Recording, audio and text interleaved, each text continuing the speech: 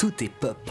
Nous sommes mercredi, donc tout est popcorn. Vous êtes Oui. allé au cinéma, Alexandre? Je suis allé voir The Bike Rider, c'est le nouveau film de Jeff Nichols. Alors pour sa direction de l'État de l'Illinois aux États-Unis dans les années 60, c'est là que dans un bar, Kathy va faire la rencontre de Benny et c'est le coup de foudre, instantanément. Le hic, c'est qu'il fait partie des Vandals, un groupe de motards dirigé d'une main de maître par le charismatique Johnny. Ils ont tous un nom qui se termine en I.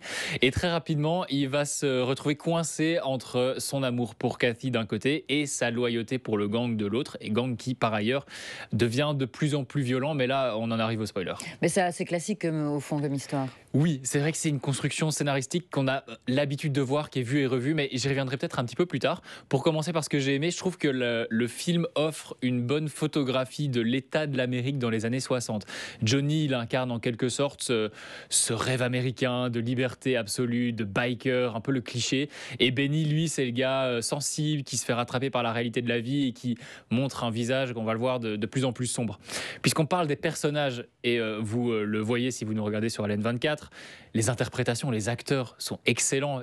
C'est ce qui contribue à la réussite du film.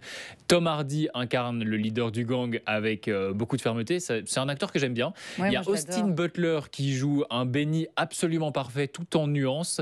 C'est pas un acteur que moi j'aime beaucoup, Austin Butler. Je trouve qu'il a tendance à surjouer un petit peu. Dans Dune, j'étais pas trop convaincu. Là, il est bien. Mais c'est surtout Jodie Comer qui vole toute la lumière selon moi. Elle est drôle, charismatique, hyper attachante. Et en fait, on suit le film. C'est elle qui raconte le film. Donc, parce que c'est un film qui est tiré d'un bouquin, ça change c'est une différence avec le livre.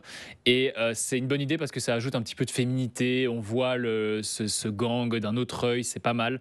Elle va apporter cette petite touche un petit peu plus sensible. Et ça va désacraliser aussi ce groupe de motards. Et puis alors, elle a un accent du Midwest que moi j'ai trouvé assez sympa. Et dernier gros point fort du film, c'est son esthétique. La photo est splendide, les motos sont bien mises en avant, sont bien iconisées, on peut dire ça comme ça. Bref, c'est du beau travail. Mais on revient au côté classique.